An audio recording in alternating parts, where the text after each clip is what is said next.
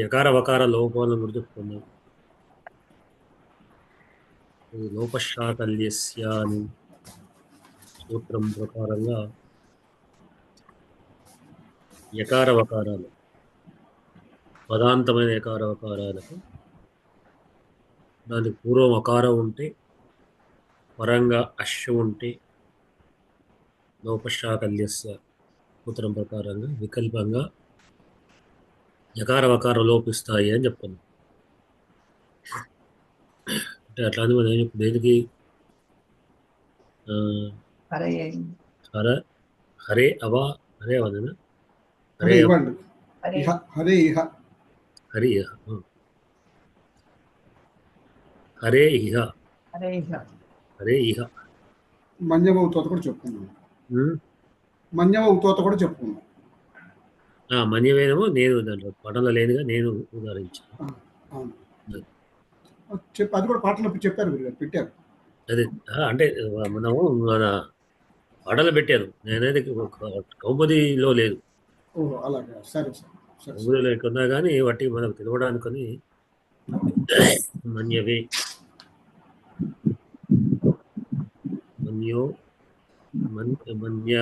మన్యవ ఉతోత ఇషవే అన్న చోట లోపించింది అని వైదికమైనటువంటి ఉదాహరణ చూపించాను. మన్యవే ఉత అన్నప్పుడు మన్యవేలో ఏకారానికి ఉత అనేటువంటిది పారం పరంగా ఉంది కనుక మన్యవే ప్లస్ ఉత యోచావయ సూత్రం ద్వారా అయి వచ్చి మన్యవ యుత అయింది. ఈ యకారానికి పదాంతమైన యకారం కనుక లోపశాకల్యస సూత్రం ప్రకారంగా యకారంలో మన్యవ ఉతోత ఇషవే నమః అని చెప్తారు. అట్లానే లోపంగా అన్నటువంటి సహనావతు అక్కడ కూడా మనం చెప్తాం అది లోపం కాని, అంటే అది కూడా పదాంతమే. సహనౌ అవతు నౌ పదం అయిపోయింది, పదత్వం వచ్చేసింది. సహనౌ అవతు సహనావతు అయింది. అంటే వికల్పంలో లోపం కావచ్చు కాకపోవచ్చు అన్నప్పుడు సహనవతం లోపం కాలేదు. లోపం అయినటువంటి చోట మన్యవ ఉతోత అనే చోట లోపం అయింది. ఈ లోపమైన రూపం, అది లోపం కాని రూపం, అది రెండు రకాలుగా మనకు వేదంలోని భాగాన్ని ఇది చూపించారు. అంటే అవి ప్రసిద్ధంగా ఉన్నాయి కనుకనే పాణిని మహర్షి వాడు చెప్పేవారని చూపించాడు అని. కానీ తను దాని మీద ఏ విధంగా ఇప్పుడు మన్యవతో ఏమైంది, మళ్ళీ అక్కడ మన్యవా ప్లస్ ఉత అక్కడప్పుడు అకార ఉకారాలకు గుణం రావాలి కదా, గుణం రాలేదు. గుణం రాకుండానే ఉండిపోయింది. ఎందుకొరకు అంటే గుణం రాదు అని చెప్పడానికి కొరకు అని ఆ సూత్రం చెప్పాడు. ఏమంటే కానీ తర్వాత వచ్చే సూత్రాలు అంటే పూర్వత్రా సిద్ధం అనేది చాలా ప్రసిద్ధమైన సూత్రం. పూర్వం ప్రతి పరం శాస్త్రం ప్రసిద్ధం. ఏది సపాసప్తాధ్యాయం ప్రతి త్రిపాద్య సిద్ధ త్రిపాద్యామి పూర్వం ప్రతి పరం శాస్త్రం అసిద్ధం అని సూత్రం చెప్తాడు. ఈ నిన్నటి పాఠాన్ని వినలేనటువంటి భద్రయ్య గారు కావచ్చు, కటకం వారు కావచ్చు, కొద్ది వారు ఇది గ్రహించాల్సిన విషయం మళ్ళా. ఎందుకంటే ఇది అర్థం కాకపోతే ముందు ముందు పాఠాలకు అర్థం కాదు. నిన్నటి చాలా ఇంపార్టెంట్ పాఠం, పూర్వత్రా సిద్ధాన్ని ప్రసిద్ధమైన పాఠం. భద్రయ్య గారు గుర్తు ఉండవచ్చు కొంచెం చదువుకున్నటువంటి. ఇది పూర్వత్రా సిద్ధం అని నిన్నటి పాఠాన్ని ఒక్కసారిగా మళ్ళీ మీ కొరకైనా, ఎందుకంటే దీంట్లో నాకు నా ఉద్దేశం ఏంటంటే కావాలి, అర్థం కాకుండా ఏ ఒక్కడికి అర్థం కాకపోతే నేను ముందుకు పోలేదు పాట. నువ్వు రిపీట్గా మళ్ళీ ఒకసారి అని చెప్తున్నాను. థ్యాంక్ యూ చూస్తున్నా సార్. నాకు ఎంత అనుకున్నా కానీ నా వీలు కాలేదు, ప్రయాణంలో ఉన్నా. సరే పర్వాలేదు.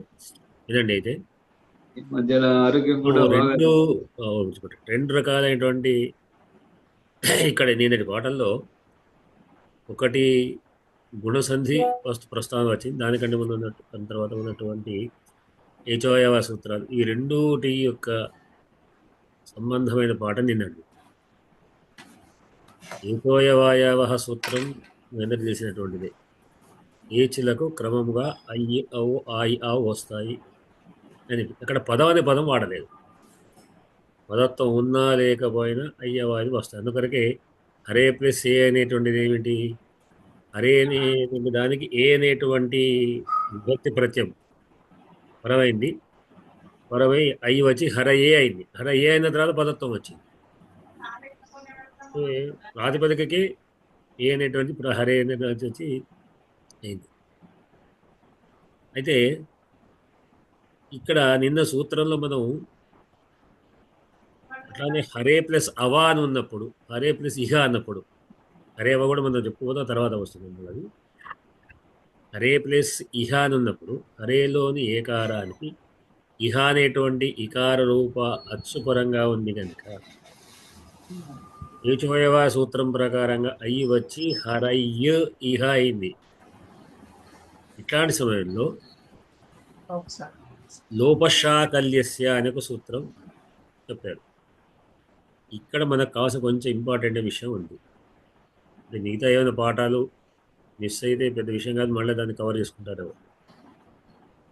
ఈ పాఠం ప్రధానమైనట్టు లోపశాకల్యస్య సూత్రం దగ్గర ఆ సూత్రము నెంబర్ ఏమిటంటే 8వ అధ్యాయం 2వ పాదం 1వ సూత్రం.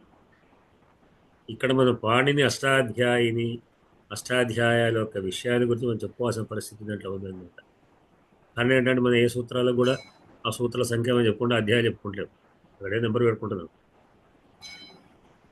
ఇక్కడ ఏమైంది? 8వ అధ్యాయం 2వ పాదం 1వ సూత్రం అంటే ఏమిటి? 8వ అధ్యాయంలో 2వ పాదం స్టార్ట్ అయింది. దానికంటే ముందు 8వ అధ్యాయంలోని 1వ అధ్యాయం వరకు సమాప్తం అయిపోయింది.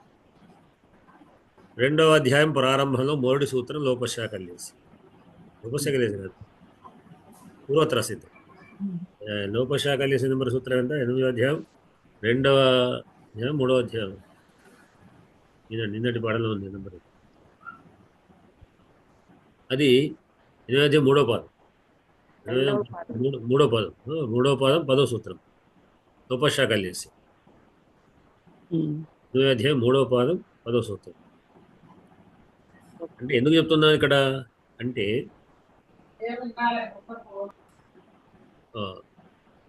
దాంట్లో ఎందుకు చెప్తున్నానంటే పాణిని మహర్షి అష్టాధ్యాయి అనేటువంటి గ్రంథన దాంట్లో అన్ని వ్యాకరణ సూత్రాలు ఉన్నాయి. అష్టాధ్యాయి అంటే మనకు తెలుస్తున్న 8 అధ్యాయములు కలదే పుస్తకం.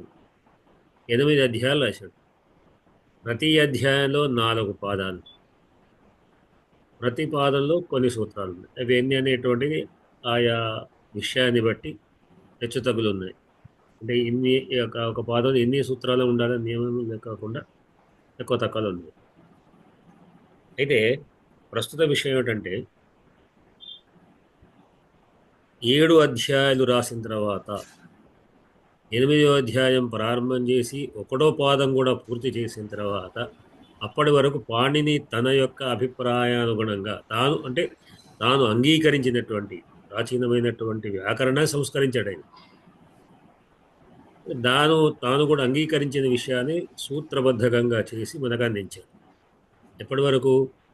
8వ అధ్యాయం 1వ పాదం వరకు. అంటే అర్థం ఏమిటి? 7 అధ్యాయాలు పూర్తి చేసిన తర్వాత ఒక పాదం. మీరు శ్రద్ధగా వినాలి దయచేసి. మీ కొరకు చెప్తున్నాను. 7 అధ్యాయాలు పూర్తి చేసిన తర్వాత ఒక పాదం. అంటే దీని పేరు ఏమిటి? 7వ అధ్యాయాలు అందాం మనం. 7వ అధ్యాయాలని ఒక గ్రూప్గా చేశాడు. 8వ అధ్యాయం మొత్తం పూర్తి చేసినప్పుడు దాంట్లో మిగిలిన 3 అధ్యాయాలు ఉన్నాయి. ఒక పాదం పోగా మిగిలిన 2, 3, 4 అనేటువంటి 3 అధ్యాయాలు కలిపి ఒక గ్రూప్.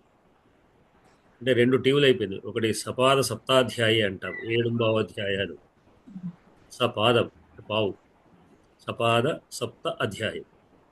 సప్తాధ్యాయి అనబడేటువంటి ఒక గ్రూపు, త్రిపాది అనేది 2వ గ్రూప్ అని పాణిని మహర్షి విభజించాడు. ఎందుకని విభజించాడు అంటే సప్తాధ్యాయి అంటే 7వ అధ్యాయాల వరకు తాను అంగీకరించినటువంటి విషయాన్ని తన సూత్రమే తాను ఏదైనా ఎక్కువ టైం వేస్తే దాన్ని సవరించుకుంటూ చెప్పుకుంటూ వచ్చేసాడు. త్రిపాదిలో మాత్రం ఏం చేశాడు?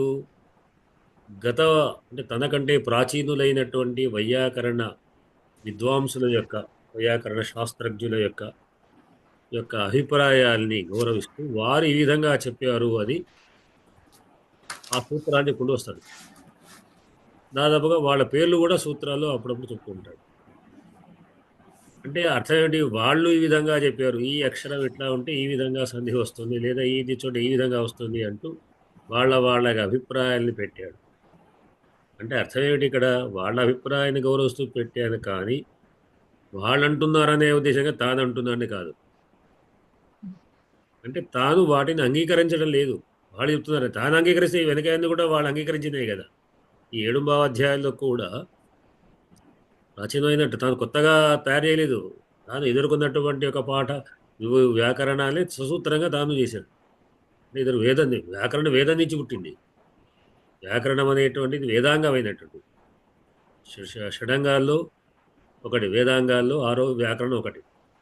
కనుక వ్యాకరణాన్ని మనకు అందించడంలో మనకు అనుకూలంగా సూత్రాలు రాసి ఇచ్చాడు.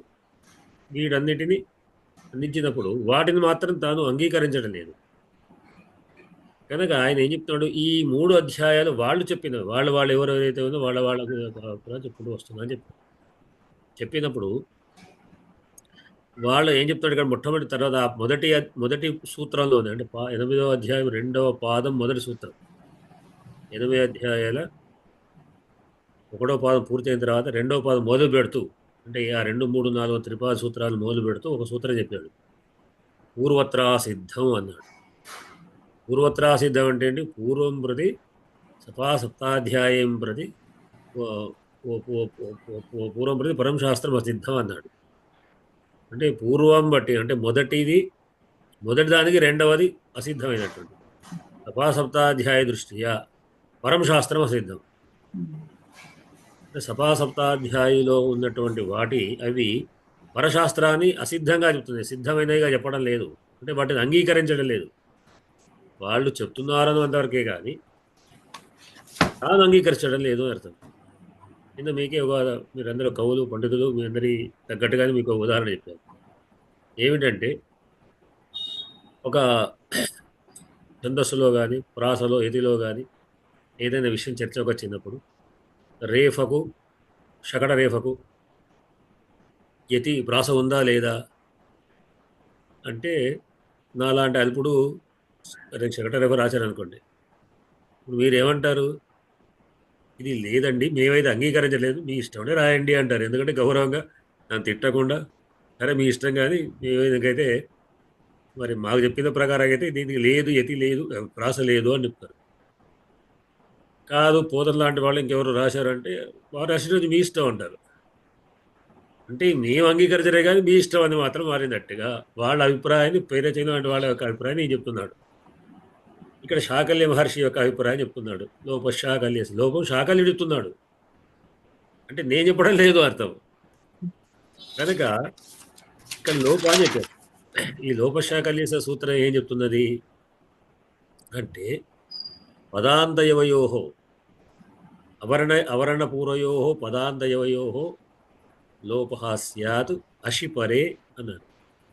అంటే పదాంతమైనటువంటి యకారము వకారం, అంటే పదత్వము కలిగినటువంటి ఒక పదం యొక్క చివరి పదత్వం ఉండాలి. పదం అంటే సుప్తింగంత పదం గుర్తుపెట్టుకోవాలి.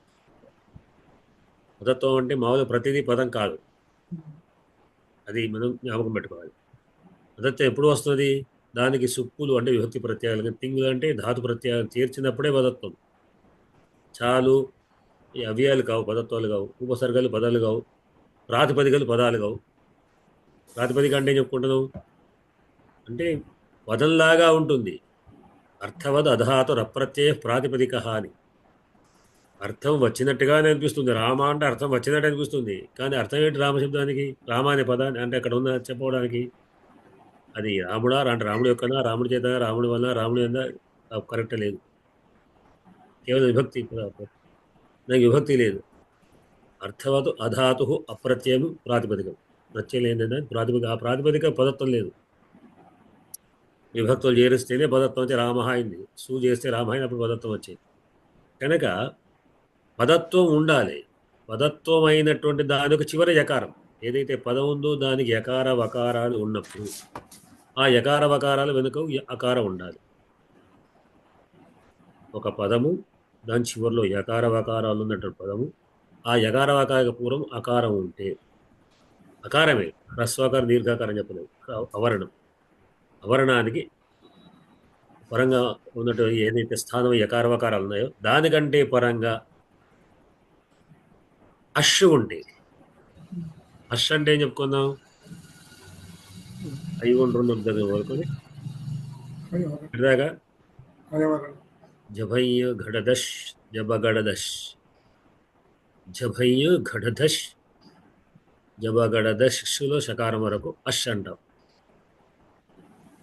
అంటే అచ్చులు మొత్తం వస్తాయి. అట్లానే హయవరడు, తర్వాత నిమగణనలు, అంటే వర్గలోని వర్గలోని తృతీయ చతుర్థ పంచవర్ణాలు యవరాలు, హయవరాలు, ఇవి ప్లస్ అచ్చులు, వీటిని అష్ అంటున్నాం.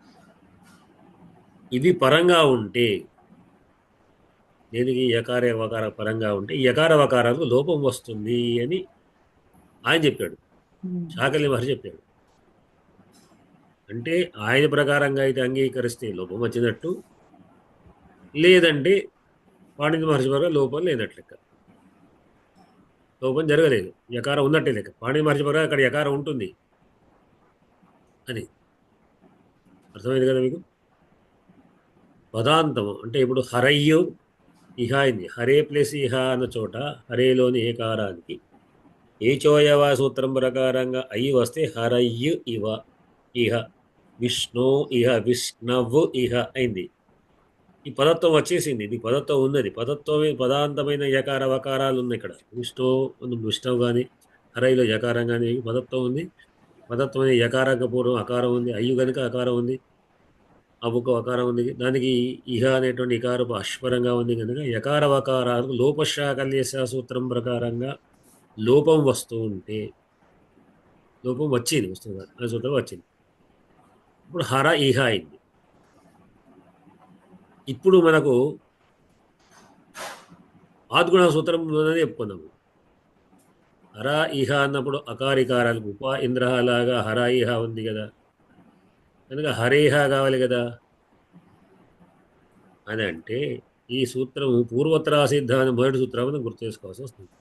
సపాసప్తాధ్యాయం ప్రతి త్రిపాద్య సిద్ధ అని, అంటే సపాద శబ్దాధ్యాయ దృష్ట్యా సపాసప్తాధ్యాయ ఈ ఆద్గుణ సూత్రం సపాసప్తాధ్యాయంలో చేర్చబడింది, 6వ అధ్యాయంలో చెప్పబడ్డది అది.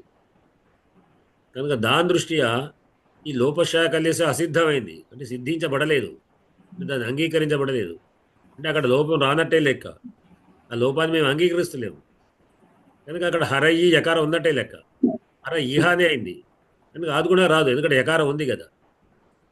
సార్ నాకు ఒక చిన్న సందేహం సార్, చెప్పండి. ఈ లోపం అన్నప్పుడు రెండవ ఉదాహరణ మళ్ళీ చూపడం ఎందుకు? ఏమిటండి? లోపము లోపశాకల్యస్య ఒప్పుకోలేదు కదా. అవును, ఒప్పుకున్నప్పుడు మనకు హర ఇహ ఇవి ఉన్నాయి కదా, లోపము లేని రూపం కూడా ఎందుకు చూపించాలి? రెండు రూపాలు ఎందుకు చూపించాలి? ఇప్పుడే చెప్పాను, మీరు పాఠం వినక ముందు శ్రద్ధ వినుంటే ఈ లోపల మీరు అటు ఇటు చూసుకుని క్లాస్ మంచిగా కూడా అటు తిరుగుతున్నారు, నేను చెప్పేది లేదు. మన్యో మన్య మన్యవే మన్యవ ఉతో తైష వేదమ అని వేదంలో ఉంది. మన్యవ ఇది మన్యో ప్లస్ మన్యవో అని, మన్యవ ఇది ఏమిటది, మన్యవ మన్యవే ఉత అనుంది. మన్యవే ప్లస్ ఉత అన్న చోట మన్యవేలో ఏకారానికి అయి వచ్చి మన్యవై ఉత అయింది, యకారమై మన్యవ ఉత అయింది అక్కడ. అంటే లోపశాకల్యస్య సూత్రం ప్రకారం యకార లోపమైంది, వేదంలో ఉంది. అంటే అర్థం ఏంటంటే ఈ శాకల్య మహర్షి కావచ్చు, పాణిని మహర్షి కావచ్చు, ప్రాచీనమైనటువంటి వ్యాకరణాన్ని మనకు సంస్కరించి అందిస్తున్నారు తప్పిస్తే వాళ్ళు కొత్తగా అక్కడ దేశీయ కొత్త చేయడం లేదు. నవ వ్యాకరణాలు ఉన్నాయి, ప్రాచీన వ్యాకరణము వేదాంగం. సో ఇది లౌకిక వ్యాకరణంలో మనకు రెండవ రూపం లౌకిక వ్యాకరణంలో కనిపించదు. ఆ, వేదంలో వేదంలో పోతే మరి లోపల లేనివే ఉన్నాయంటే సహనా ఆ, భవతు ఉంది. ఆ, సహ నౌ ప్లస్ అవతు సహనావతు ఔ స్థానంలో ఆవు వచ్చి సహనావతు అయింది. ఏమో. అక్కడ బకారానికి లోపం జరగలేదు. ఆ, అంటే లోపం వచ్చిన రూపాలు ఉన్నాయి, రూపం రాని రూపాలు కూడా ఉన్నాయి. ఆ, కనుక పాణిని మహర్షి ఏంటంటే ఇది ఆయనకు అంగీకరించింది కాదు కనుక ఆయన అట్లా వ్యతిరేకించడం లేదు. వారు చెప్పారు కనుక ఉందని చెప్తాను అంతే. దాని మీద మళ్ళీ రాదు అని చెప్తాను అంతే. Okay okay. రానటువంటి ఒక విధానం ఇది. వరకు గుణం వస్తున్నది అంటే అక్కడ అంగీకరిస్తేనే యకార వకార లోపిస్తేనే గుణం రావాలి. యకార వకారాన్ని అది అంగీకరించడం లేదు గుణం. అవకాశం లేదు. రైట్. లేదు అట్లా. నాకు రెండు అవకాశం. రూపాయలు. అది. ఇది ఇట్లా నిన్న మనం విష్ణవే ఇది విష్ణు ఇహ విష్ణహ మన్య హర ఇహ విష్ణ ఇహ అని రెండు రకాల లేదా రూపం వచ్చినప్పుడు హర ఇహ యకారం విష్ణ విహ అనే వకారం వస్తుంది. రాని లోపం రాని పక్షం లోపశాఖలేసే అనేటువంటి లోపం వస్తేనేమో విష్ణహ హరయ్య, లోపం రాని పక్షంలో హరయ్య విష్ణవ్య అనేటువంటి రెండు రూపాలు. ఇవి రెండు రకాల రూపాలు చెప్తాం. ఇక్కడికి దానికి సంబంధించి అయిపోయింది. ఇది మళ్ళీ ఈ విషయాలు మన ముందు మళ్ళీ ఎంతో చెప్పుకోవాల్సి వస్తుంది. మనం ఎప్పుడు కూడా వాటిని మైండ్లో గుర్తుపెట్టుకోవాలి. అయిపోయింది కదా దీని పని వచ్చి విడిచిపెట్టి పక్కకు వారేసా వెళ్ళలేదు. ఏ ఏ ఏ విషయం అయినా కూడా ఈ పోయిన తర్వాత మనకి ఇప్పుడు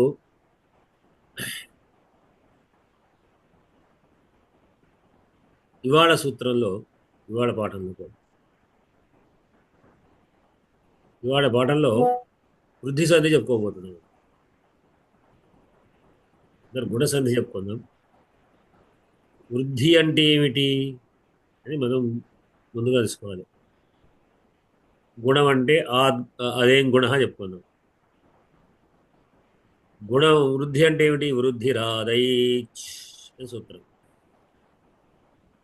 వృద్ధి రాదైచ్లో వృద్ధి ఆత్ ఐచ్ అనేది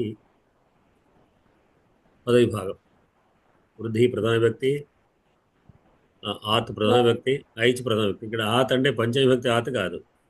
ఆద్గుణాలో ఆత్ మాత్రం అవర్ణాత్ అని అకారం కంటే పంచమ వ్యక్తి అది అకారం ఆత్ అని. అక్కడ ఆత్ వేరే, ఇక్కడ ఆత్ వేరే. అక్కడ ఆత్ అంటేనేమో అకార శబ్దాన్ని పంచవ్యక్తి చేసి ఆత్ చేశాం రామాత్ లాగా. ఇక్కడ ఆత్ అంటే ఆ అనేటువంటి దీర్ఘానికి తపరం చేశాం ఆత్. కనుక ఇది ప్రధాన వ్యక్తి. అంటే వృద్ధి అంటే ఏమిటి? ఆత్ ఐచ్ అని చెప్తున్నారు. ఆత్ ఐచ్ అంటే ఆదైచ్ వృద్ధి సంజ్ఞ స్యాత్ అంటే ఆత్ అంటే దీర్ఘాంతమైన అవర్ణానికంటే దానికి తపారం చేశాక దీర్ఘమైన ఆకారమే అర్థం, కానీ హస్సు ఆకారం కాదు అని అర్థం. ఇంతకుముందు చెప్పారండి ఈ సూత్రం. అది వృద్ధి. వృద్ధిలో వృద్ధి అంటే అది. అట్లానే ఐచ్ ఉంది. ఐచ్ అంటే ఏమిటి?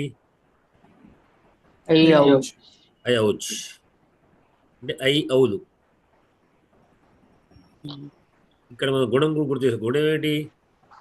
అదే గుణ అత్ ఏ అదే గుణ అంటే అకార ఏ ఓలు గుణం. వృద్ధి అంటే ఆ ఐ ఔలు వృద్ధి. అది ఆ ఏవలు, ఇది ఆ ఐ ఔలు. ఇది వృద్ధి అని సూత్రం. ఆత్ ఐచ్ ఎప్పుడు వస్తుంది అది? అక్కడ ఆద్గుణ సూత్రం చెప్పినట్టుగా ఇక్కడ ఆదేశ సూత్రం ఏంటి? వృద్ధి రేచి, వృద్ధి ఏచి. ఏచి అంటే ఏచ్ అనే శబ్దం యొక్క భక్తి ఏచి అయింది. అచ్చిలాగా ఏచ్ ఏచో ఏచహ ఏచ్ ఏచో ఏత్సు అని. ఏచి అంటే సత్వ భక్తి. అంటే అర్థం ఏమిటి? ఏచ్ పరంగా ఉండగా అని అర్థం. వృద్ధి అనేది ప్రధాన వ్యక్తి ఆదేశంగా వస్తున్నది. వృద్ధి అంటే వృద్ధి అనే ప్రధాన వ్యక్తికి ఆదేశంగా వచ్చేది వృద్ధి. ఎప్పుడు ఏచి పరంగా ఉండగా. వృత్తి ఏం చెప్తుంది ఇక్కడ? ఆదేచి పరే వృద్ధి ఏకాదేశ స్యాత్. అంటే ఆత్ అంటే ఆత్ ఏచి పరే. ఇక్కడ ఆత్ అంటే పంచమ వ్యక్తి. మళ్ళా ఆత్ ఏచ్ పరే, ఆత్ అంటే అవరణంకు ఏచ్ పరంగా ఉంటే వృద్ధి ఏకాదేశ స్యాత్, వృద్ధి వస్తుంది. వృద్ధి అంటే వాళ్ళ మీద సూత్రం వేసుకుంది. వృద్ధిరాదేశ్, వృద్ధిరాదేశ్. అకారము కంటే పరంగా ఏచ్ పరంగా ఉంటే ఆ ప్లస్ ఏచ్ అన్నప్పుడు వృద్ధి వస్తుంది. ఎట్లా అంటే కృష్ణ ప్లస్ అంతేనా, కృష్ణ ఏకత్వం. ప్లస్ ఏకత్వం, కృష్ణ ప్లస్ ఏకత్వం అనే చోట స్నేహికత్వం. ఆ? కృష్ణ ప్లస్ ఏకత్వం, కృష్ణైకత్వం. తర్వాత ఏకైతం. కృష్ణలోని షకార నకారోత్తరవర్తి అవరణానికి ఏచ్. ఏకత్వం అనే ఏకారూప అచ్చు పరంగా ఉంది కనుక, ఏచ్ పరంగా, అచ్చు కాదు, ఏచ్ పరంగా ఉంది ఏచ్. కనుక ఇక్కడ ఏం రావాలి? పాత పాఠం కూడా మనం ఒకసారి తిరగవేసుకోవాలి. గుణం. పోయినచా వస్తుందా? రాదు. ఎందుకంటే ఇక్కునకు పరంగా అనుకున్నాక ఇక్కులు మనకు రాదు, అనిచిచా రాదు, అవి ఏవి రావు. ఆది గుణ సూత్రం మాత్రం వస్తుంది. అవరణం కంటే అచ్చుపరంగా ఉంటే గుణం వస్తుంది అని. అక్కడ ఏం చెప్పింది? అవరణం కంటే అచ్చుపరంగా ఉంటే అని చెప్పి. ఇక్కడ ఈ సూత్రం ఏది? అవరణం కంటే ఏచుల పరంగా ఉంటే అన్నప్పుడు, ఇక్కడ ఏచి అన్నప్పుడు దీంట్లో మరి ఏది రావాలి? గుణము చెప్తున్నది, వృద్ధి చెప్తున్నది. రెండింటికి వచ్చినప్పుడు దీంట్లో ఏది తీసుకోవాలి? ఇక్కడ ఈ దీంట్లో మనకు పూర్వోత్తర సిద్ధం మనకి రాదు, ఎందుకంటే ఇది వీటికి సంబంధం లేదు. ఇది అది సప్తాహ గురించి చెప్పింది, అదే అధ్యాయం దానికి సంబంధించింది, మనకి ఇక్కడ కాదు. ఇక్కడ ఏది పూర్వం ఏ పరమ సూత్రం కాదు. ఈ రెండింటికి క్లాస్ వచ్చినప్పుడు ఏమిటంటే ఒక నియమం ఉన్నది. ఏమిటి అంటే సామాన్య శాస్త్రం కంటే విశేష శాస్త్రం బలీయమైంది అని ఒకటి ఉన్నది. సామాన్యంగా చెప్పేదానికంటే విశేషంగా ఏదైతే అది మాత్రమే దాన్నే స్వీకరిస్తాం. అంటే ఎట్లా? మనం జనరల్గా లోకల్లో ఏదో జరుగుతున్నప్పుడు, మీకు జనరల్గా ఏదో సభ జరుగుతుంది, సాహిత్య కార్యక్రమం ఏదో అష్టాదమ కవి సమ్మేళనం ఏదో జరుగుతుంది, ఇంకేదో సాహిత్యం జరుగుతుంది, ఇంకెవరు వాడు ప్రసంగా జరుగుతుంది. మిమ్మల్ని మీకు కూడా ఒక ఇన్విటేషన్ వచ్చింది, జస్ట్ మీరు పాల్గొనడం కాదు, స్టేజ్ మీకు ఎక్కడం కాదు, ఆ సాహిత్య కార్యక్రమం మీరు వెళ్ళడానికి ఉత్సాహంగా వస్తున్నారు. ఈ లోపల మీకు ప్రత్యేకంగా స్పెషల్గా మీరు కవి సమ్మేళనం ఎక్కడ ఇంకేదో మీకు సన్మానం చేస్తున్నారండి, ఏదో ఒక కాయ వచ్చింది. ఇప్పుడు ఈ రెండిట్లో దేనికి పెడతారు మీరు? సన్మానం చేసే ఎందుకు? అది విశేషమైంది. అర్థమైంది గురుగారు బాగా. మనకే ఇంపార్టెంట్. అక్కడ దీంట్లో దీనికి ఇంపార్టెంట్. కానీ జనరల్ అక్కడ పోయినా రాకపోయినా ఒక ఇన్విటేషన్ ఇచ్చారు, ఏదో పెళ్ళికి పిలిచారు, పెళ్లి కార్యక్రమం రెండు ఏదో ఇచ్చారు, పోతున్నారు మీరు. పోయినప్పుడు ఉంటే అందరు కొలుస్తారు, లేకున్నా మన రాదే ఎందుకు అడిగేవాడు ఎవరు లేరు. అడిగితే ఏదో పని ఉంది అంటే సరే అంటారు. ఒకవేళ ఏమైనా రాదే అడిగితే అడుగుతారేమో, కానీ నువ్వు రాకపోతే అక్కడ పెళ్ళి ఆగదు, లేక కార్యక్రమం ఆగదు. సన్మాన కార్యక్రమం మాత్రం మీరు లేకపోతే కార్యక్రమం అక్కడ ఆగిపోతుంది. సన్మానకు మీకు సంబంధించిన సన్మాన కార్యక్రమం, విశేష కార్యక్రమం ఆగిపోతుంది. అంటే కనుక రాజ్యాంగంలో కూడా ఇలాంటిది ఉంటుంది సార్. ఆ, పౌరులందరూ సమానమే అని ఉంటుంది. అవును. పక్కన ఇంకో క్లాజు, ఎవరికైనా ప్రత్యేక సౌకర్యములు కలిగిస్తే ఆ, దానికి సమానత్వం వర్తించదు. అంతే కదా మరి. ఇప్పుడు మహిళలకి సమానమే, అందరూ ఆ, పౌరులందరూ సమానం, అందరు భక్తులంతా సమానం, తిరుపతిలో అందరు లైన్గా పోవాలి. కానీ ఉమ్. 40% మాత్రం వాళ్ళు వేరే లైన్ తీసుకుపెడతారు.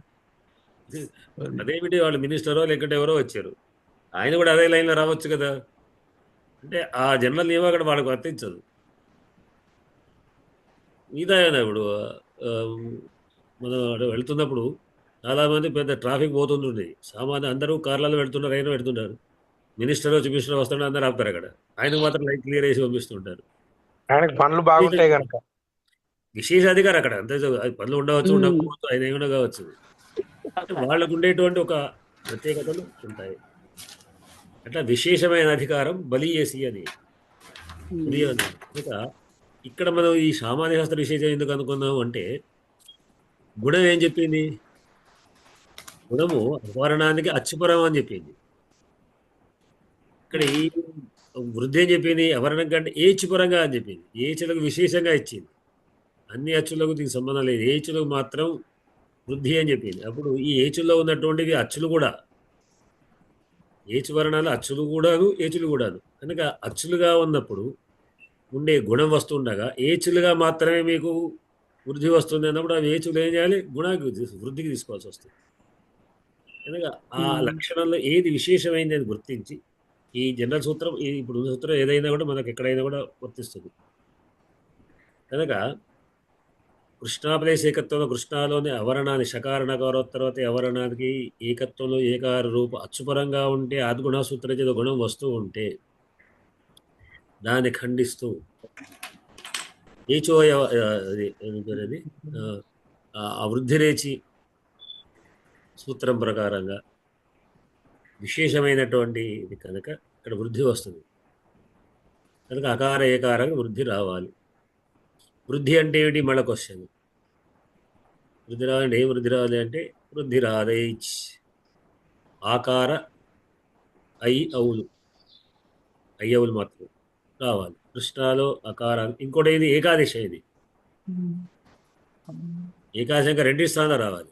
కృష్ణాలో అవరణానికి ఏకత్వంలో ఏ వర్ణానికి ఏకారానికి రెండింటి స్థానంలో గుణం వృద్ధి రావాలన్నప్పుడు మళ్ళీ మనం దీనికి ఏది రావాలి? మళ్ళీ 3 ఉన్నాయి. ఆ ఏ ఆ ఐ అవులు అన్నప్పుడు మనం స్థానాంతరమా స్థాన సమయం తీసుకోవాలి. స్థాన సమయం తీసుకోవాలంటే ఏమిటి? ఇక్కడ స్థానాలు ఏమిటి? కృష్ణాలో ఆవరణమో కంఠస్థానం, ఐకారం ఏమిటి? కంఠ తాదు స్థానం. ఏకారం కంఠతాదు కనుక వీటిలో ఏమున్నది అంటే ఆ ఐ అవులు ఐ మాత్రమే కంఠతాదు స్థానం.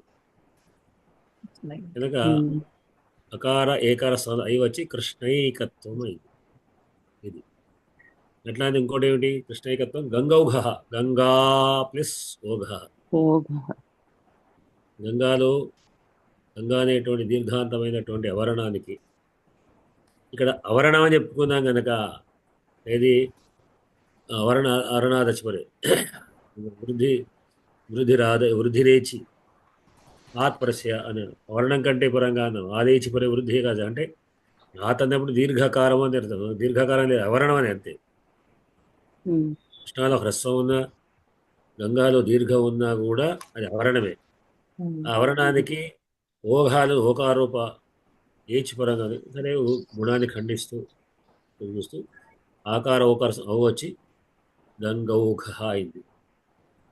ఏచులకు 4ంటికి 4 ఉదాహరణలు తీసుకోవాలి కదా. ఏకారానికి అది, అట్లానే ఓకారానికి ఇది, అట్లానే దేవ ఐశ్వర్యం దేవాలు అకారానికి, ఐశ్వర్యంలో ఐకారానికి కూడా మళ్ళీ అయి వస్తుంది. దేవైశ్వర్యం. కృష్ణ ఔత్కంఠ్యం. కృష్ణాలు అకారానికి ఔత్కంఠ అకారానికి అవు వస్తే కృష్ణోత్కంఠ్యం. ఇట్లా అంటే ఏచి 4ంటికి 4 రకాల ఉదాహరణలు తీసుకుంటాం. ఇది యొక్క వాటర్. ఇది అర్థమైందనుకుంటే మీకు. గుణానికి అపవాదం సూత్రం చెప్తాం. గుణాన్ని ఖండిస్తూ వచ్చేటువంటిది. మళ్ళొకసారి వినండి. వృద్ధి సంధి అనేది మనం చెప్పుకుంటున్నాం. ఈ వృద్ధి సంధి లోపల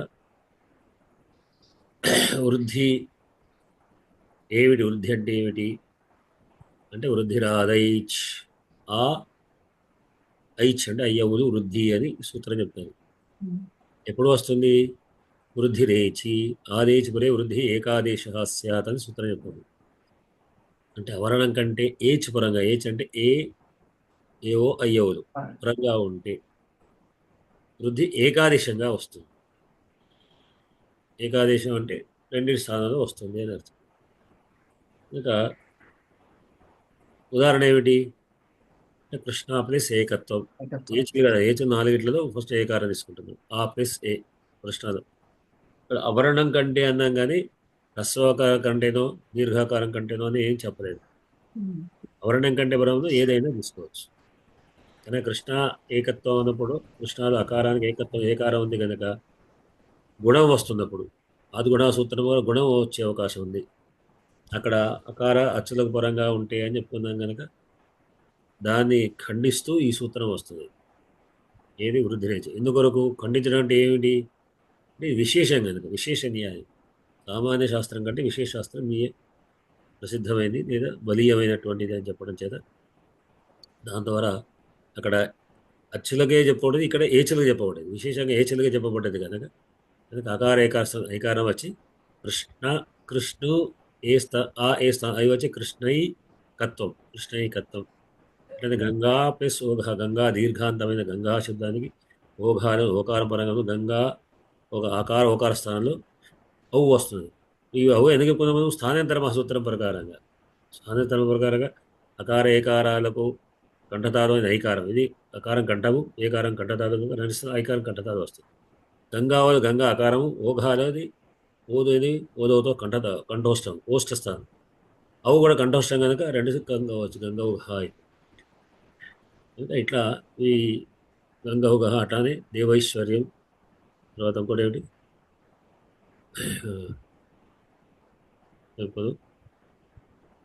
కృష్ణోత్కంఠ,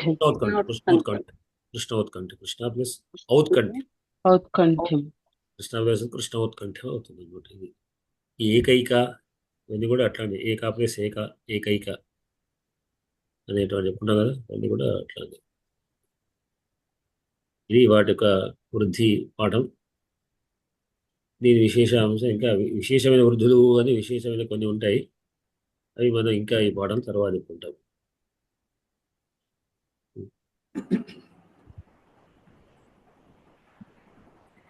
ఇంకేమైనా మీ అనుమానాలు అవసరం ఉంటే చెప్పండి.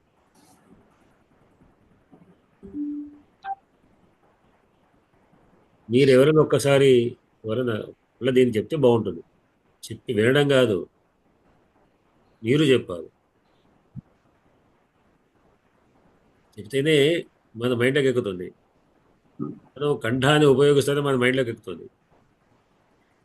ఏకైక అన్న దీంట్లో పదంలో ఏక ప్లస్ ఏక కదా గురువు గారు, అందులో ఎక్ ప్లస్ ఆ ప్లస్ ఏ అన్నప్పుడు ఆ అనేది కంఠోష్టమం అనేది అంటాం. కంఠం తర్వాత ఏ ఈ రెండు కలిపి ఐకారం వచ్చి ఏకైక అనేసి వస్తుంది. ఇది మొదటి సూత్రానికి ఇదవుతుంది. మొదటి ఉదాహరణ ఇక్కడ గుణం కూడా వచ్చే అవకాశం ఉంది కదా, గుణం ఎందుకు రాలేదు? ప్రత్యేక సూత్రం ఉంది కాబట్టి.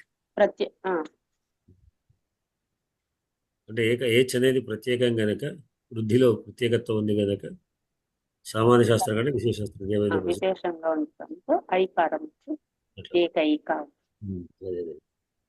గుణసంధికి డైవర్షనే వృద్ధి సంధి అంటారు. చూడండి, గుణసంధి నుంచి కొంచెం డైవర్షనే వృద్ధి సంధి. గుణంలో జనరల్ గుణంలో ఇదే కాదు, గుణంలో మనం సవర్ణిక సంధి కూడా ఖండించబడుతుంది. అవును, సవర్ణిక సంధి కూడా ఖండిస్తుంది. ఎందుకంటే అవర్ణాది అచ్చిపర్యంతం కదా, అక్కడ ఖండిస్తుంది. అసలు సవర్ణం అని చెప్తుంది. అక్కడ సవర్ణం అనే విశేషం వస్తుంది. ముందు దీని తర్వాత చెప్పుకోపోతాం. అచ్చుకి అచ్చుపరమైనప్పుడు వచ్చేవే ఒకటి సవర్ణం, ఒకటి గుణం, ఒకటి వృద్ధి, ఈ మూడు. అవును. అయ్యా, చిన్న సందేహం. ఇప్పుడు ఇది రాసినప్పుడు ఏచి పరం వస్తుంది అన్నప్పుడు సామాన్య శాస్త్రం కంటే విశేషం బలీయమైనది అంటే ఇక్కడ విశేషం ఏచులుగా చెప్పబడింది కాబట్టి అని రాయాలా? అంతే కదా, మరి ఎందుకు ఖండించారు చెప్పాలి కదా. ఇప్పుడు దానికి అవకాశం, దీనికి అవకాశం ఉంది. అప్పుడు స్థానాంతర దమహా ప్రకారము అది వచ్చింది అని ఏచులు వచ్చింది. విశేష నియమం అక్కడ విశేషాన్ని మనం మళ్ళీ రాయాలి ఏంటండి.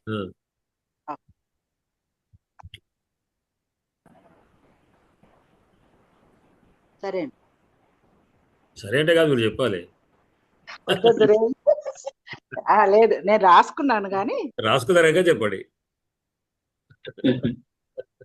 వద్దులేండి, ప్రయోగం నాతో. కృష్ణయ్యకత్తా చెప్పండి.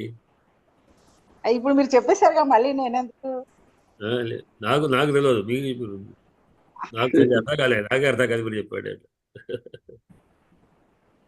వృద్ధి సంధి వృద్ధి రాధేచ్ అనే సూత్రము వృద్ధి ఆత్ ఏచ్ వృద్ధి ఏచ్ అనేది సప్తమి అవుతోంది. ఇది గుణానికి అపవాద సూత్రంగా చెప్పబడుతోంది వృద్ధిరాదేచ్ వృద్ధి సంధి అనేది. ఆదేచ్ పరే వృద్ధి ఏకాదేశ అనడం వల్ల కృష్ణ ప్లస్ ఏకత్వం కృష్ణ ప్లస్ ఏకత్వం అన్నప్పుడు అవర్ణం కంటే అంటే కృష్ణలోని షకారలోని అవర్ణం కంటే ఏచి పరంగా నకారం కూడా ఉంది. షకార నకారం రెండు అకారమే అవుతున్నాయి. అది అవర్ణం కంటే ఏచి పరంగా ఉంటాయి. అంటే సామాన్య శాస్త్రం కంటే విశేషం బలీయమైనది అన్నప్పుడు ఇక్కడ విశేషం ఏచ్లకి చెప్పబడింది. ఏచ్లు అంటే ఏంటంటే ఏఓ ఐ ఔచ్లు. అప్పుడు స్థానేంతరితమః అనే సూత్రాన్ని మీరు అది కూడా ముందు చెప్పి దాన్ని ఖండించాలి. ముందు అది కూడా చెప్పాలి కదా. ఏది ఎందుకు విశేషమైంది అంటే దేనికి విశేషమైంది? అది కూడా కంటే కదా. ఆద్గుణ కంటే బలీయమైన వస్తుంటే ఇప్పుడు విశేషం ఖండిస్తుంది కదా. విశేషంగా ఖండిస్తుంది. ఇప్పుడు వృద్ధిరాదేచ్ వృద్ధి అనేది వృద్ధిరాదేచ్ అన్నప్పుడు ఏమవుతుందంటే ఆ విశేషం అనే సూత్ర ప్రకారం చూసుకుంటే స్థానేంతర సమహాలో ఔ కంఠోష్ఠం అయింది కాబట్టి ఇక్కడ కృష్ణ ఐ వస్తుంది. కృష్ణ ప్లస్ ఐకత్వము వస్తుంది. గంగౌఘ్యము అన్నప్పుడు గంగా ప్లస్ ఓఘము గంగౌఘములో ఔ వస్తుంది. అంతవరకే సరిగ్గా చెప్తానా? అంతేనా? చెప్పిందంతా కరెక్టే. అంటే నేను ఇంకా వివరంగా రాయాలి. ఊరికే పాయింట్స్ ఒకటి అదే కొంచెం వివరంగా చేయవచ్చు కదా. మీరు ఇప్పుడు చెప్పిందా కరెక్ట్ అని చెప్పారు. ఇక్కడ ఓగహ ఇది వృద్ధి వచ్చి ఔఘం తయారవుతుందా సార్ ఇది? అవును. అవ్వు వచ్చింది. అకారం ఓకార స్థానం ఒక్క ఓకారం.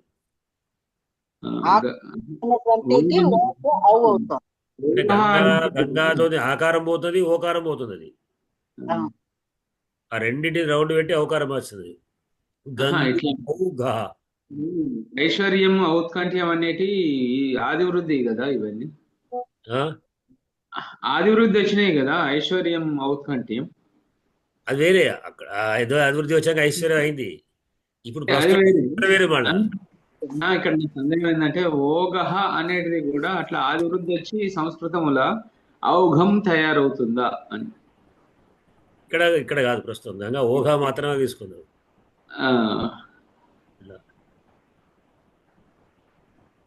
ఇప్పుడు ఏంటంటే గంగా ప్లస్ ఔఘం గంగౌఘం అని తయారవుతుంది. అయినా కూడా మళ్ళీ అంతే.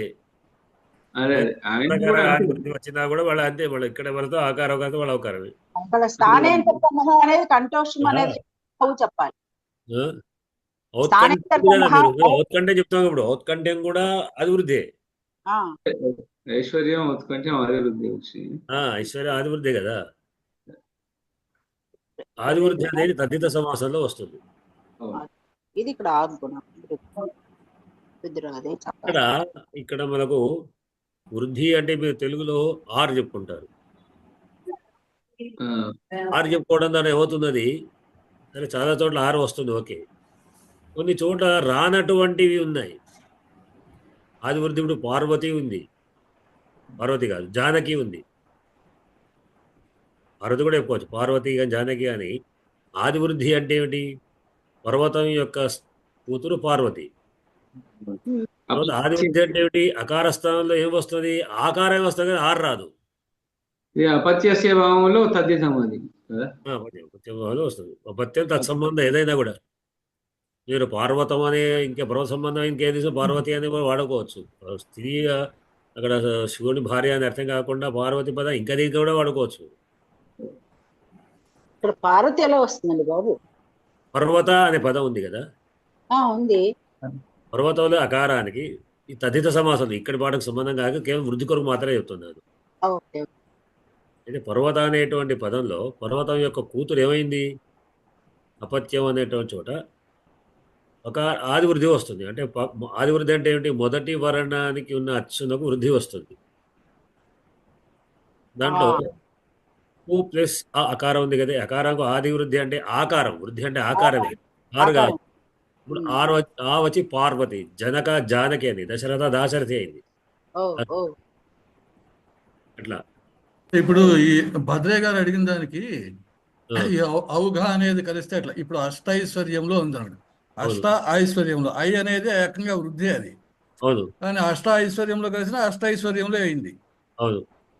అదే విధంగా ఒకవేళ అవగా ఉన్నా కూడా అంతే అవుతుంది అని చెప్తున్నాను. అదే ఇక్కడ ప్రస్తుతం ఓఘానే, గంగా ప్లేస్ ఓఘానే. ఆ, అవగా అయినా కానీ అంతే అవుతుంది. ఒకవేళ అవగాహన మళ్ళీ అంతే వస్తుంది, గంగా ఓఘానే అవుతుంది. కృష్ణ ఉత్కంఠలో అంతే కదండి. కృష్ణ ఆ, ఉత్కంఠలో కృష్ణ కృష్ణ ప్లస్ ఉత్కంఠ ఔత్కంఠ ఉంది కదా, ఉత్కంఠం కాదు ఉత్కంఠ. మరి. ఉత్కంఠ అవును. కాదు, ఉత్కంఠవే. ఔత్కంఠ ఉత్కంఠ పదం ఉంటే అట్లా అవుతుంది. అప్పుడు కూడా సంధి అవుతుంది. అవ్వు వస్తుంది కదా, ఉత్కంఠ ఔత్కంఠ అయింది, అవ్వు వచ్చింది ప్లస్ అట్లా. ఇక్కడ మరి రు వస్తుంది అంటే రుకారం, మనం ఎదురు ఉరన్ రపరా చెప్పుకున్నాం. ఉరన్ రపరా చెప్పినప్పుడు ఆ ఉరన్ రపా వృద్ధి కూడా వస్తుంది. అది మనం ముందు పాట చెప్పుకోబోతాం, ముందు పాట అన్నమాట. ఇది ఎందుకు చెప్తుందా అంటే, ఇప్పుడు మనకు ఈ శృతి పదం మీద చాలాసార్లు చర్చకు వచ్చాయి. ఇప్పుడు కూడా ఇది మళ్ళా వస్తాయో ఫేస్బుక్లో వాటిలో ఇట్లా కూడా మొన్న కూడా మోహన్ రావు గారు పెట్టారు శృతి పదం మీద. దానికి శృతి అనే పదము షకారానికి సుడియ కొమ్ము రావత్త అని వస్తుంది. చాలాసార్లు వచ్చింది. నాకు కూడా ఇక్కడ ఒక పెద్ద చర్చ జరిగింది. చాలామంది మా పండితులందరూ కూర్చున్న సమయంలో కూడా రిటైర్ వాళ్ళు, వాళ్ళ దృష్టిలో వాడు తెలుగు పండితులే, నేను వాళ్ళను అవమానించడం కాదు, కానీ వాళ్ళ దృష్టిలో శృ అంటే రుత్వమే అచ్చురుత్వమే అనే భావంతో మాట్లాడారు. మాట్లాడేటప్పుడు నేను చెప్పాను, కాదు ఇది అచ్చు కొమ్మురు అవుతూ ఉంటుంది అంటే వాళ్ళు నాకు స్మృతి ధృతి కృతి కృతి అన్నీ చెప్పారు. ఇవన్నీ ఉన్నాయి కదా అన్నారు. అంటే వాటికి ఉండవచ్చు, దానికి ఉంది కాదు, దీనికి ఉండదు ఏమని లేదు అని అన్నాను. ఎందుకు ఉండదు అంటారు. అంటే శబ్దాలు ఓ శబ్దం శబ్దంలాగా ఉండాలని ఎక్కడ ఉన్నది అంటే బాగా చర్చ జరిగింది. ఒక్కదో 2-3 నేనని మీరు ఎక్కడైనా పుస్తకాలు వెతకండి, డిక్షనరీ అన్ని వెతకండి, ఒకవేళ పొరపాటు ఉంటే నేను మీకు క్షమాపణ పెట్టుకుంటాను అని అన్న చివరికి. వాళ్ళు తీవ్రంగా వచ్చింది. నేను భూమి కోసం మీకు కూడా చెప్తాను అన్నారు. వెతికి 2 రోజుల తర్వాత మీరు ఇదే కరెక్ట్ అన్నారు. అంటే ఈ చర్చల తర్వాత కూడా దీంట్లో కూడా చర్చలు వచ్చి నేను కూడా పల్లెకి మాడికి ఈ విషయాన్ని చూస్తూనే ఉన్నాను. ఇప్పుడు అష్టాప్లస్ ఐశ్వర్యము అన్నప్పుడు అష్టైశ్వర్యం ఆల్రెడీ ఉంది, అయ్యే వస్తుంది, నీకు ప్రత్యేకమైనటువంటి చేది రావట్లేదు కదండి. 2 సింబల్ ఐకారమే, ఏకార అకార ఏకారక ఐకారమే, అకార ఐకారక ఐకారమే వస్తుంది. అదే అంటే ఇక్కడ ప్రత్యేకంగా సూత్రానికి ఏం చెప్తున్నాము, బలీయమైనటువంటి సామాన్య కంటే విశేషం బలీయమైనది స్థానాంతరితమహ అనేది ఏం చెప్తాము ఇక్కడ అష్టైశ్వర్యానికి? గుణం వస్తున్నది కదా, గుణం వస్తుందని చెప్తామా? ఓకే, గుణాన్ని ఖండించిన కొరకే ఇప్పుడు చెప్పేది అది. అవును, గుణానికి అపవాద సూత్రం అని చెప్పాము. అదే అపవాదం ఎందుకంటే ఇందుకు అని చెప్పడానికి. ఊరికే మీరు అపవాదం అంటే నోటికి వచ్చి వాడమని ఇష్టం, అపవాదం అన్నంత మాత్రం మన అంగీకరించు, నేను అన్నంత మాత్రం అపవాదం ఎందుకు అయిందని చెప్పాలి కదా. పట్టుకవారే అడుగుతారు, మీరు ఎందుకు అన్నారు, ఎందుకంటే వారు బాగా ఓడిస్తారు, అడుగుతారు మీరు ఎందుకు అపవాదం అన్నారు చెప్పాలి, మరి నేను నాకు జవాబు చెప్పాలి అక్కడ అడిగితే. లేకపోతే అది అపవాదానికి ఏది ఇక్కడ ఏకాదేశం వస్తుంది అనేది ప్రధానమైనటువంటి ఏకాదశి ప్రధానమే. గుణానికి అపవాదం అన్నప్పుడు గుణాపవాదం అనే పదం కేవలం మనకు తెలియడానికి అనిపిస్తే అది నియమం కాదు. గుణాపవాదం అన్నప్పుడు అపవాదం ఎందుకు అయింది, మరి ఎందుకు అపవాదిస్తున్నారు అంటే ఇక్కడ చెప్పే వ్యక్తి యొక్క భావం కాదు, అక్కడ శాస్త్రం ప్రమాణం. అంటే అప్పుడు అకార కంఠస్థాన జన్యము కంఠతాల జన్యము అయింది కాబట్టి ఐకారం వృద్ధి వచ్చును అని చెప్పాలి. ఆ ప్లస్ ఐ చోట కూడా ఐకారమే వస్తుంది. అది ఏమంటుంది, గుణాపవాదం అంటే అంటే గుణాపవాదం కాదు, తర్వాత ఏది రాదు తర్వాత ఇచ్చావు. గుణాక ఎందుకు చెప్పాలి అంటే ఐచ్ అనే సూత్రం చెప్పబడేది కనుక ఐచ్యులకు మాత్రమే అని చెప్పబడడం చేత విశేషం. అట్లా అక్కడ అచ్చులోనే ఇక్కడ ఐచు, ఈ ఐచులు ఏది రావాలంటే మనం తర్వాత కంఠతాదో కంఠమా ఏదో సంగతి తర్వాత విషయం. ఇక్కడ మీకు శృతి పదం నేను ఎందుకు చెప్పాల్సి వస్తుందంటే, శృతిలో రు అనేటువంటిది కొమ్ము రావత్తు ఉన్నప్పుడు, అంటే రేఫకు కొమ్ము ఉన్నప్పుడు, ఇక్కడ తత్సంబంధంగా తీసుకున్నప్పుడు ఆది వృద్ధి వస్తుంది కదా. శృలో ఏది వచ్చున్నది అంటే షకారము, రేఫ కూడా హల్లి, తర్వాత ఉకారం ఉంది కదా, ఉకారం ఉంటే ఉకార స్థానంలో ఔకారం వస్తుంది, శ్రౌతమైంది. స్మృతిలో స్మూరు సకార మకారాల తర్వాత రుత్వం ఉంది, అచురుత్వం ఉంది. రుత్వకి ఏ రావాలి, ఆరు వస్తుంది కనుక స్మార్త అయింది. దానికి అక్కడ మనం ఇటువంటి అనుమానం వచ్చినప్పుడు తత్సంబంధమైనటువంటి తద్ధితాన్ని తీసుకుంటే మనకు క్లారిటీ తెలుస్తుంది. అక్కడ కేవలం ఔకారం ఉంటే అది ఉకారం కింద లెక్క. ఆర్ వస్తే వృత్తం ఉన్నట్లు లెక్క. స్మార్తము ధార్త, ధృతాపదం ధార్త అయింది, స్మృతి స్మార్త అయింది, కృతి కర్త, అట్లా రకరకాల కార్తములు. అట్లా మీరు ఏం మృతి మార్త ఈ ఆరు వస్తున్నాయి. శృతిలో మాత్రం శ్రౌత అవుతున్నది, శ్రార్త కాలేదు, శ్రాత కావాలి. అంటే అది మనకు ఐడెంటిఫై కదా. ఆర్ వస్తుంది అని చెప్పడానికి, ఆర్ అనే దానికి వృద్ధిత్వం ఎక్కడ అంటే ఇది ఇక్కడ ఆర్ ఇక్కడ వస్తుంది, ఆ అక్కడ వస్తుంది. అంటే ఆ ఆర్లో డిఫరెంట్ చెప్పడానికి నేను చెప్పాను. ఆ అనేటువంటిది ఏమో పార్వతి, అంటే వృద్ధిలో ఆ మాత్రమే వృద్ధి ఎందుకు చెప్పవచ్చు అంటే పార్వతి జానకి లాంటిది. రేఫ కూడా మనం చెప్పుకుంటున్నాం కదా అంటే ఇట్లాంటి సమయంలో రేఫ చెప్పుకుంటాం. వృత్తం ఉంటే మాత్రం రేఫ వచ్చి అది మనం స్మార్త లాంటి పదాలు వాడతాం. ఇది మళ్ళీ చెప్తారు కదా స్మార్త స్మృతి అని. స్మృతిలో రూ అందుకని ఊరికే విన్నాం. రూ అనేటువంటి స్థానంలో ఆర్ వస్తుంది. సార్ నాకు ప్రయాగాల ఈ వింత అనుభవం బాగా ఎదురైంది. మాకు పోయి తెలుగు వాళ్ళు దొరకలే అక్కడ. అక్కడ వాళ్ళు దొరికిర్రు. ఒక్క సంస్కృత పదం అయితే ఒట్టు సార్, ఒక్కటి కూడా అర్థం కాలేదు. గోర్తం అంటాడు. ఈ గోర్తం అంటే ఏంటి? గోర్తం చెప్పుకోండి అంటే గోర్తం అంటే ఆఖరికి అర్థం చేసుకున్నా ఏంటంటే అది గోత్రం అయ్యా అర్థమైంది. ఇది గోత్రం అయ్యా అంటే విన్నాడు ఆయన, గోర్తం అన్నాడు. అంటే హిందీలో వాళ్ళు ఏం చేస్తారంటే ఈ రేఫ్ అనే అచ్చుల్ని లోపలికి వేస్తారు, అకారాదులు మింగేస్తారు.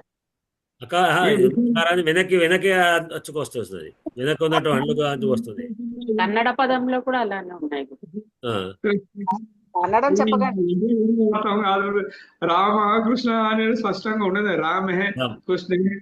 మేము సెమినార్లో నాకు అక్కడ లక్నో తర్వాత అక్కడ వారణాసిలో కూడా నేను నెల రోజులు అక్కడ ఉన్నాను. దీంట్లో రిఫ్రెష్ కోర్స్ మాకు వాళ్ళు ఏమంటారు, నువ్వు తెలుగులాగా మాట్లాడడం సంస్కృతం అన్నారు. అంటే నేను తెలుగులాగా మాట్లాడదు, మీరు హిందీలాగా మాట్లాడుతున్నారని చెప్పాను. సంస్కృతం రాము ఏమిటి అని, రాము అకారం ఎక్కడికి పోయింది అని అన్నాను. రామాల రాసి ఇవి చెప్పండి, ఇది అది అకారాంతది కదా. అవును అకారాంతది, మరి పలికేటప్పుడు ఎట్లా అంటున్నావు? మూ ఎందుకు వచ్చింది అన్నాను. రామ అంటే తెలుగులాగా అంటున్నావు, మరి మీ అకారం అర్థాల వద్ద అకారం ఉంది కదా. ఏది వాళ్ళతో వాళ్ళే పదం వాళ్ళకి తప్ప చెప్పించాను. తర్వాత ఇంకోటి ఏంటంటే ఈ వాళ్ళు అక్కడ వాళ్ళు ఈ పెద్ద పెద్ద పండితులు కూడా సకారం మీద ఏమైనా ఇప్పుడు ఎప్పుడుగా ఇస్మాయిల్ అని, అంటే సకారం పైన అకారికారాలు లాంటివి చేస్తారు వాళ్ళు. అంటే కేవలం ముస్లింలకు కాదు, అక్కడ మొత్తం హిందీ వాళ్ళు కూడా అట్లానే పలుకుతుంటారు అక్కడ ఉత్తరప్రదేశ్ లో కూడా. ఇస్త్రీ పార్లమెంట్ స్పీకరే ఈ స్పీకర్ అంటాడు. వాడు సకారం వచ్చిందంటే ఇకారం ఉంది. ఈలో సకార పకారం తర్వాత ఈకారం ఉంది కదా, కనుక సకారం ఇక్కడ ఈకారం వస్తుంది, ఇస్పీ అవుతుంది. ఒకవేళ స్నానం అంటే అస్నాన్ అంటారు. అయ్యో అంటే నేను అక్కడ ఉన్నప్పుడు నాకు వాళ్ళు ఇక్కడ వారణాసిలో నాకు పెద్ద క్వార్టర్ ఇచ్చారు. నాకు 2-3 స్టూడెంట్స్ నాకు అపాయింట్మెంట్ అంటే నాకు ఇచ్చారు. వాళ్ళు మళ్ళీ నాకు మొత్తం పనులన్నీ చూసి పెట్టాలి. రోజు నాకు క్లర్క్ సూపరింటెండెంట్లు వాళ్ళు వచ్చి అన్ని కరెక్ట్గా చూసేవాళ్ళు, వచ్చి నాకు చెక్ చేసుకోవడం, వీళ్ళేమో మొత్తం సప్లై చేయడం. సాయంత్రం పూట మొత్తం ప్రొఫెసర్ చాలామంది వచ్చి కూర్చొని దాంట్లో మొత్తం అందరు కలిసి కాసేపు టైం పాస్ మాట్లాడుతూ పోయేవాళ్ళు. ఆ సమయంలో ఆ స్టూడెంట్ వచ్చి కిం భవద్భి అస్నానం కృతం వా అని వచ్చి అడిగాడు. నేను చెప్పాను నైవ అహంతు స్నానమే కృతం అన్నా. అంటే మయాకి ఉక్తం మయా తదే ఉక్తం కదా అన్నాడు. అస్నానం ఇత్యుక్తం, స్నాన భిన్నం, స్నానం ఏది స్నానం నభవతి తత్ అస్నానం, మయా స్నానమే కృతం ఖలు అన్నా. వచ్చింది నాకు అర్థమవుతుంది అడగదు కాబట్టి అప్పుడు కరెక్ట్ కదా అన్నాడు. మరి మీరు ఎందుకు ఇట్లా ఎందుకు నాకు కనుక్కో. అక్కడికి వచ్చేదంటే పెద్ద పెద్ద ప్రొఫెసర్లు కూడా వాళ్ళ ఉపన్యాసాల్లో కూడా ఇదే విధంగా పలుకునేవాడు. నేను ముందుకు తెలియని వాళ్ళం కదా, తెలిసినటువంటి పండితులు కూడా ఈ విధంగా పలకడం అక్కడ విధానాలు. బెంగళూరు మన కలకత్తా నుంచి వచ్చే ప్రొఫెసర్లు కానీ వాళ్ళు కూడా చాలా మంది కూడా ఇదే విధంగా పలకరించారు. ఇక్కడ స్థానేంతర మహా అన్నమాట. సార్